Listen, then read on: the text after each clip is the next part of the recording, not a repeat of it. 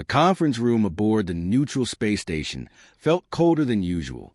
Ambassador Lisa Parker adjusted her formal jacket as she sat across from the Vorthack delegation. These aliens looked almost human, except for their pale blue skin and those unsettling black eyes that seemed to watch everything at once. Lisa had been preparing for these peace talks for months. Earth desperately needed this treaty. The Vorthack Empire controlled 3 star systems that humans needed for trade routes. Without their cooperation, human colonies would struggle to get supplies and resources. "We appreciate your willingness to negotiate," Lisa said, keeping her voice steady. The lead Vorthack, who called himself Commander Thex, nodded slowly. His expression never changed, but something felt wrong about his smile.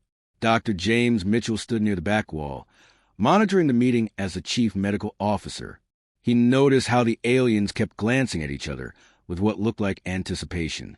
Captain Tom Bradley, head of station security, felt the same unease.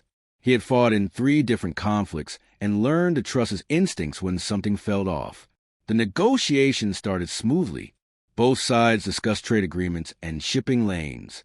Lisa felt confident as she presented Earth's proposals. The Vorthack seemed interested, asking detailed questions about human settlements and population numbers.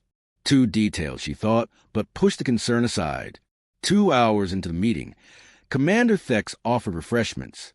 "A gesture of friendship," he explained, producing elegant crystal glasses filled with a pale green liquid. "This is a traditional Vorthack beverage served during important agreements." Lisa hesitated. Protocol suggested she should decline, but refusing might insult the aliens and ruin the negotiations. Earth needed this deal too badly to risk diplomatic failure over a drink. "Thank you," she said, lifting the glass. The liquid tasted sweet, almost like honey mixed with mint. The Vorthack delegates watched intently as she swallowed. Their black eyes seemed brighter now, more focused. For 10 minutes, nothing happened. Lisa continued discussing territorial boundaries and resource sharing.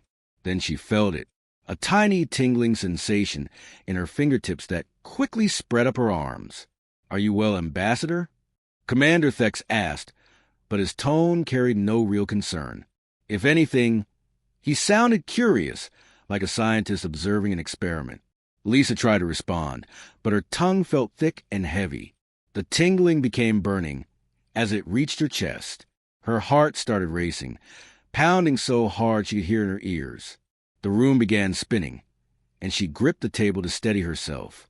Dr. Mitchell stepped forward when he saw Lisa's face turn pale. Years of medical training kicked in as he noticed her dilated pupils and rapid breathing. "Ambassador, what are you feeling?" he asked, moving closer. "Can't breathe." Lisa gasped. Her words came out slurred and broken. The burning sensation spread through her entire body now, and her muscles started twitching uncontrollably. Captain Bradley immediately moved toward the Vorthack delegation, his hand instinctively reaching for his weapon. What he saw made his blood run cold. The aliens weren't concerned or surprised. They were watching Lisa's collapse with scientific interest, like researchers studying test results. Lisa's body convulsed violently as she fell from her chair onto the conference room floor.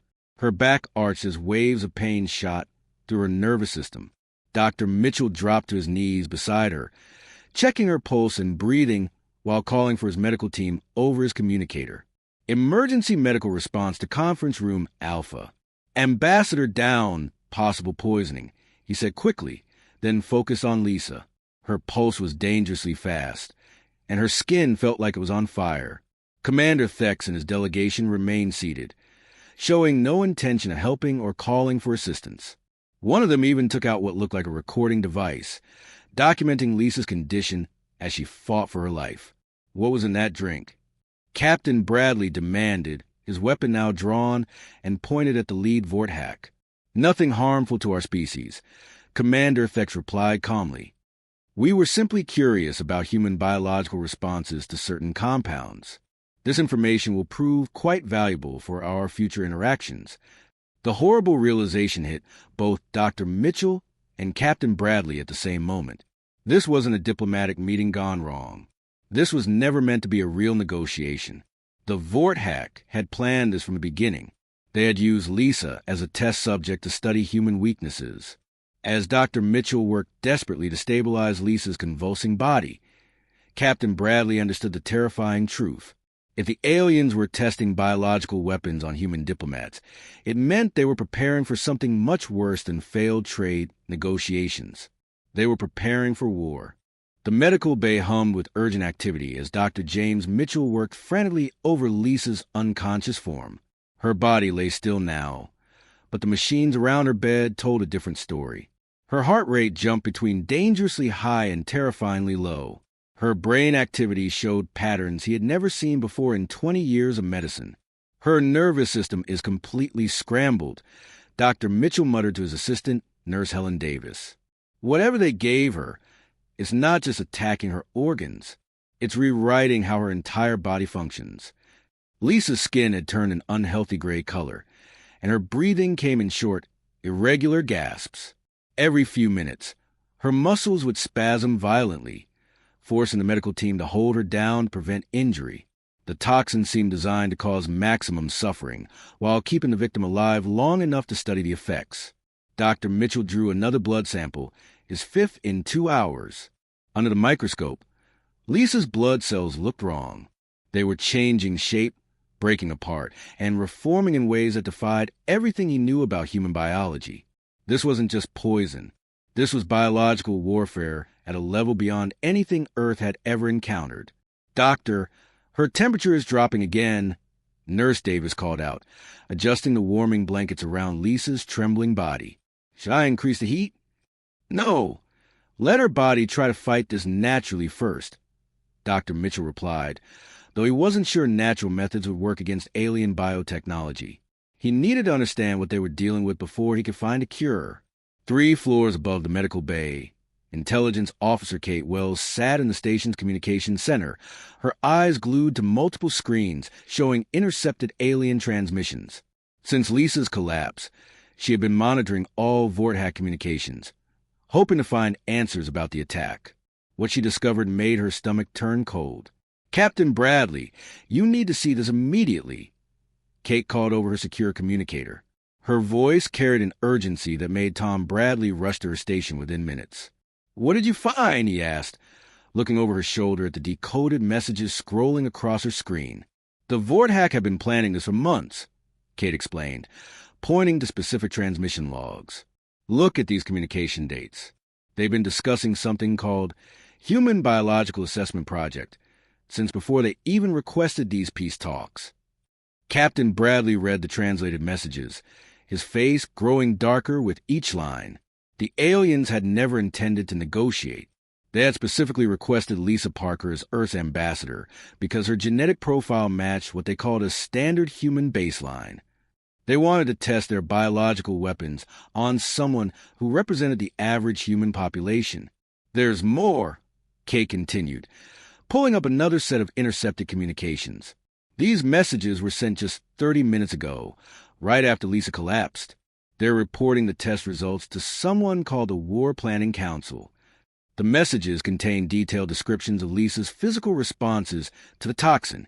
Heart rate changes, neural disruption patterns, muscular breakdown, and cellular damage were all carefully documented and transmitted back to Vorthack military commanders. They were treating Lisa like a laboratory experiment. But the worst discovery was yet to come. Captain, look at this final transmission, Kate said, her voice barely above a whisper. It's a fleet movement order. Captain Bradley leaned closer to read the decoded message. His blood ran cold as he understood what he was seeing. The Vorthack Empire had positioned invasion fleets near 3 major human colony worlds.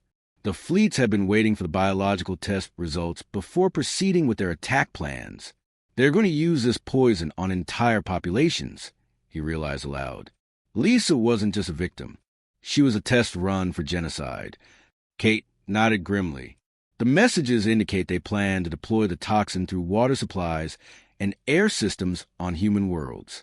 They want to study how effectively it can eliminate human populations while leaving infrastructure intact. Down in the medical bay, Dr. Mitchell was making his own terrifying discovery. The toxin in Lisa's bloodstream wasn't randomly attacking her cells. It was specifically targeting human DNA sequences, leaving other genetic material untouched.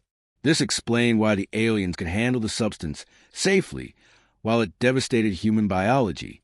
"This is engineered specifically for us," he told Nurse Davis as he studied the latest test results.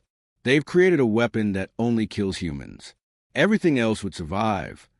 The implications hit him immediately. If the Vortex could deploy this toxin on human worlds, they could eliminate entire populations while preserving the planets for their own use. Cities, resources, and technology would remain intact, ready for alien occupation. Dr. Mitchell checked Lisa's vital signs again. She was still fighting, but barely. Her body was trying desperately to adapt to the foreign toxin. But human biology wasn't designed to handle this level of genetic assault. As he worked to keep Lisa alive, Captain Bradley burst into medical bay with Kate Wells close behind. "Doctor, how long until she recovers?" Bradley asked urgently. "I don't know if she will recover," Dr. Mitchell replied honestly. "This toxin is unlike anything in our medical databases. But I'm learning how it works, and that might be enough to develop a treatment." "You need to work faster," Kate said grimly, "because according to what we've intercepted, Lisa was just the beginning. The Vortex are planning to use this poison on millions of humans within days." Dr. Mitchell had been awake for 18 straight hours, monitoring Lisa's condition as it seemed to worsen by the minute. Her body temperature had dropped dangerously low, and her pulse was so weak that the machines barely registered it. He was preparing to call her family when something unexpected happened. Lisa's eyes fluttered open. "Doctor," she whispered, her voice barely audible but clear. "What happened to me?" Dr. Mitchell nearly dropped his medical scanner in shock. Just 2 hours earlier, Lisa had been completely unresponsive, her brain showing minimal activity. Now she was not only conscious but seemed alert and aware of her surroundings. "Lisa, how are you feeling?" he asked, quickly checking her vital signs. What he saw on the monitors made no sense. Her heart rate was normalizing, her blood pressure was stable, and her brain activity looked better than it had since the poisoning. "Tired, but the burning sensation is gone," Lisa replied, slowly sitting up in her hospital bed. "My whole body felt like it was on fire before, but now I just feel weak." Dr. Mitchell ran another blood test immediately. When the results came back 20 minutes later, he stared at them in disbelief. The alien toxin was still present in Lisa's bloodstream, but something had changed. Her blood cells were no longer breaking apart. Instead, they seemed to be working alongside the toxin, as if her body had learned to coexist with a deadly substance. "This is impossible," he muttered, running the test again to make sure there was no error. "Your immune system shouldn't be able to adapt this quickly to an alien biological weapon." But the evidence was right in front of him. Lisa's body had done something the Vortex never expected. Instead of dying from their carefully engineered toxin, her immune system had analyzed it, understood it, and found a way to neutralize its effects. Dr. Mitchell called Captain Bradley and Kate Wells to the medical bay immediately. When they arrived, they found Lisa sitting up and eating her first solid meal in over a day. "How is this possible?" Captain Bradley asked, amazed to see the ambassador looking almost normal again. "I've been thinking about that," Dr. Mitchell replied, pulling up Lisa's medical charts on the wall display. "Humans have survived thousands of years of diseases, plagues, and biological threats on Earth. Our immune systems are incredibly adaptable because they've had to be. We fought off everything from the Black Plague to modern viruses." He pointed to Lisa's latest blood work. The Vortex designed this toxin to attack human DNA, but they made one crucial mistake. They assumed human biology was static, unchanging. They didn't account for our evolutionary flexibility. Kate Wells leaned forward, studying the medical data. "Are you saying Lisa's body actually learned how to fight the poison?" "More than that," Dr. Mitchell explained excitedly. "Her immune system didn't just fight it off. It adapted to use the toxin's own mechanisms against itself. Lisa's body is now producing antibodies that could potentially protect other humans from the same biological weapon." Meanwhile, 3 star systems away, Admiral David Harper was receiving the most important briefing of his military career.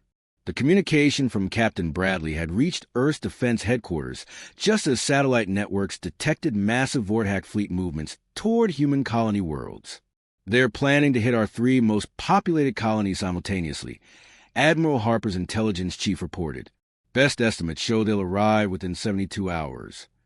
Admiral Harper studied the tactical displays, showing enemy fleet positions. The Vorthack had clearly expected their biological weapon test to succeed completely. They probably assumed humanity would surrender once they learned about the toxin's effects on their ambassador. They were wrong. Send orders to all fleet commanders, Admiral Harper commanded. Full mobilization of all available ships. Every colony world gets maximum defensive coverage. Sir, our fleets are significantly outnumbered, his tactical officer warned. The Vorthack have more ships and superior technology. Maybe, Admiral Harper replied with a grim smile. But they're about to learn something important about humanity. We don't surrender when things get difficult. We get creative. Back on the space station, Dr. Mitchell was making another remarkable discovery. Lisa's blood samples showed that the antibodies she was producing weren't just protecting her from the Vorthack toxin. They were actually breaking down the alien biological agents and rendering them harmless. Lisa, I need you to understand something, he said seriously. Your body hasn't just survived this attack. It's learned how to turn their weapon against them. Lisa looked confused. What do you mean? The antibodies you're producing could be used to create a defense for all human colonies, Dr. Mitchell explained. But more importantly, we might be able to reverse engineer this process. If we can understand how your immune system adapted, we might be able to create our own biological countermeasures. Captain Bradley understood the implications immediately. You're talking about turning their own weapon back on them.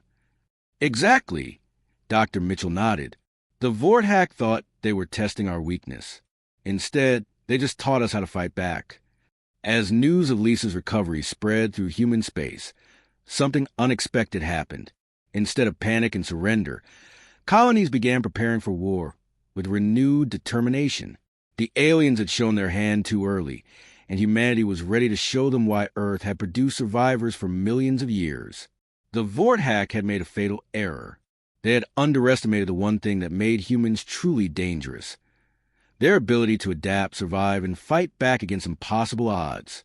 The laboratory aboard Earth's primary research station buzzed with activity as Dr. Mitchell worked alongside the planet's best biochemists.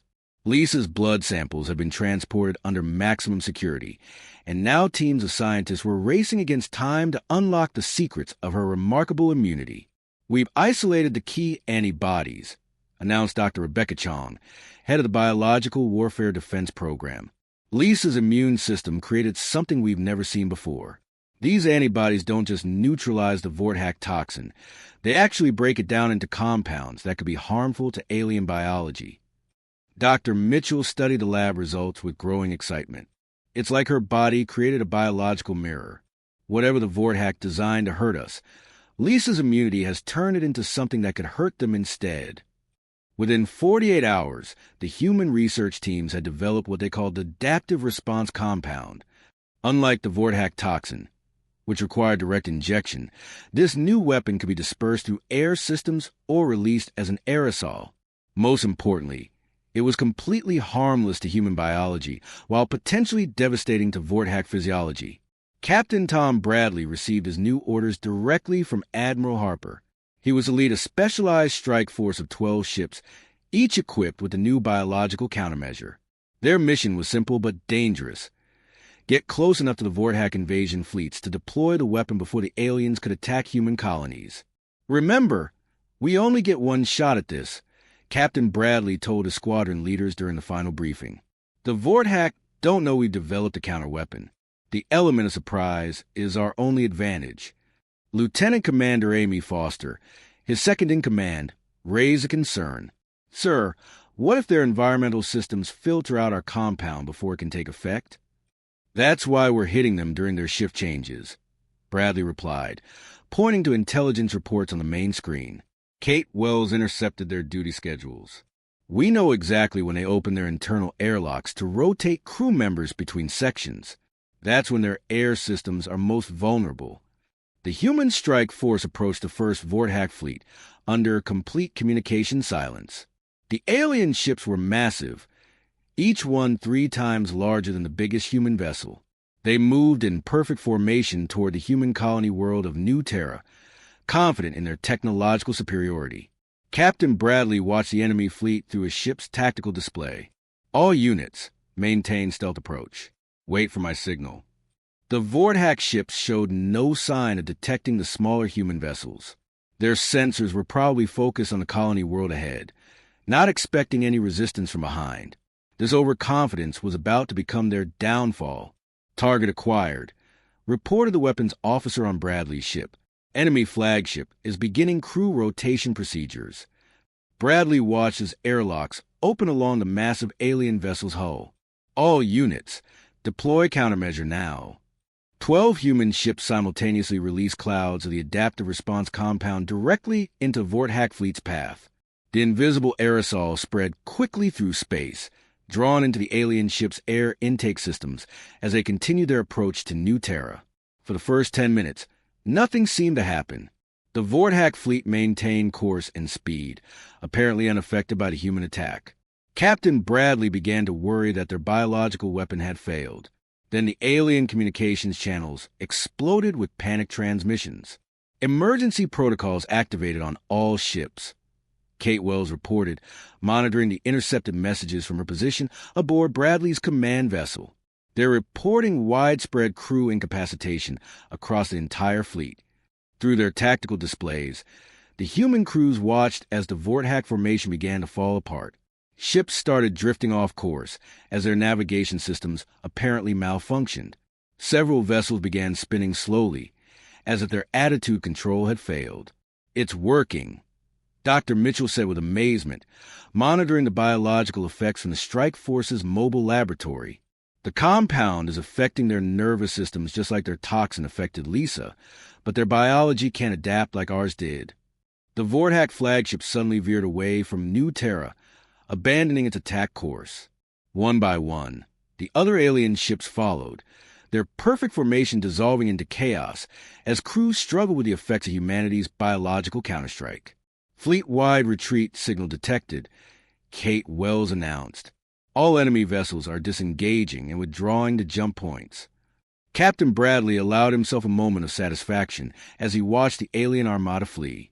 The Vorthack had expected to find defenseless human colonies. Instead, they had encountered a species that learned from every attack and turned enemies' weapons against them. Signal Admiral Harper. Bradley ordered, "Primary target neutralized. Enemy fleet in full retreat. Proceeding to intercept second invasion force." The message that spread through human space that day changed everything. The aliens who had planned to exterminate humanity with biological warfare were now running from the very weapons they had created. Earth's children had once again proven that attacking humanity only made them stronger and more dangerous. The hunters had become the hunted, and the Vorthack were learning a painful lesson about human adaptability. The Vorthack invasion fleets that had been moving confidently toward human colonies just days earlier were now scattered across 3 star systems, desperately trying to reach safe harbor. Their carefully planned assault had turned into a complete disaster, with ship after ship reporting crew members too sick to function properly. Admiral David Harper watched the tactical displays from his command center on Earth with deep satisfaction. Reports were coming in from all 3 target zones, and the news was uniformly good. Captain Bradley's biological counterstrike had worked beyond their wildest expectations. "Sir, we're receiving surrender requests from the 2nd Vorthack Fleet," his communications officer reported. "Their commander is asking for safe passage back to their territory in exchange for immediate withdrawal. Tell them we'll consider their request after they've answered some questions," Admiral Harper replied. He had no intention of letting the aliens simply retreat and regroup. Humanity needed to send a clear message to the galaxy about what happened when someone tried to exterminate human beings. On the space station where this crisis had begun, Ambassador Lisa Parker stood before Communication Ray, preparing to address the Vorthack High Command directly. Her recovery had been nothing short of miraculous. Not only was she completely healthy, but medical tests showed she was now immune to an entire class of biological weapons. Dr. Mitchell had explained it to her in simple terms. Your body learned to fight their poison so effectively that you're now protected against anything similar they might create. In a way, their attack made you stronger. Lisa adjusted her diplomatic jacket, the same one she had worn during that fateful negotiation session. But this time, she wasn't seeking peace through compromise. She was delivering terms from a position of strength. The main display screen flickered to life, showing the pale blue faces of the Vorthack Leadership Council. Commander Thex, who had watched her collapse with such clinical interest, now looked distinctly uncomfortable as his own people struggled with the effects of humanity's biological response. "Commander Thex," Lisa began, her voice steady and strong, "I believe we have some unfinished business to discuss." "Ambassador Parker," the alien leader replied, his usual arrogance replaced by obvious concern. "We were not aware that humans possessed such advanced biological warfare capabilities." Lisa smiled coldly. "We didn't until you taught us. Your toxin was designed to kill humans by attacking our genetic structure.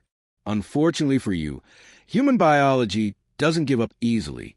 We adapt, we overcome, and we learn from every attack." She gestured to Captain Bradley, who stepped into view carrying a sealed container. "This contains enough of our countermeasure to neutralize every ship in your remaining fleet.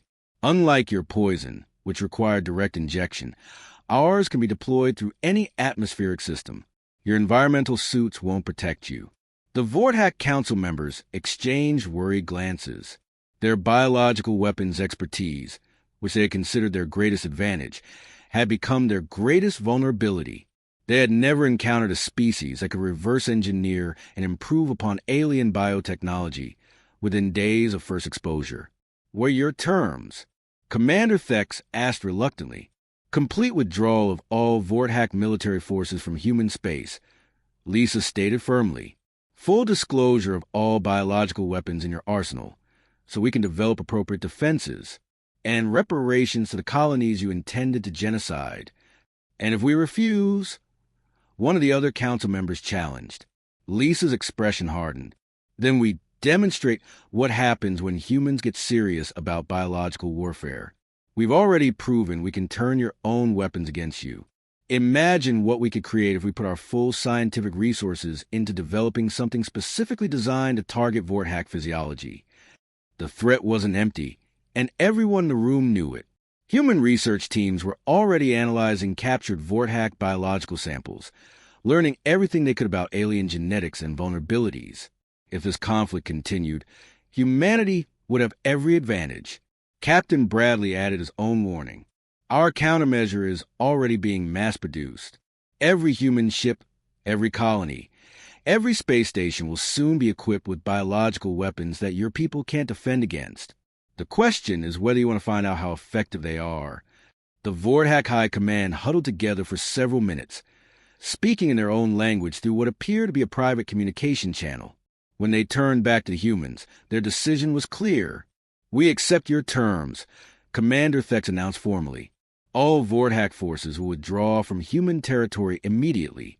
Lisa nodded. "Smart choice. But understand this. If any alien species ever again attempts to use biological weapons against humanity, they will face the same fate. We don't start these fights, but we always finish them." As the communication ended, Lisa turned to Dr. Mitchell and Captain Bradley. The crisis was over, but the implications would last for generations. Word of humanity's biological warfare capabilities would spread throughout the galaxy, serving as a warning to any species that considered humans an easy target. The Vorthack had intended to demonstrate human weakness through biological warfare. Instead, they had taught humanity a new way to fight back, one that other alien civilizations would remember for centuries to come.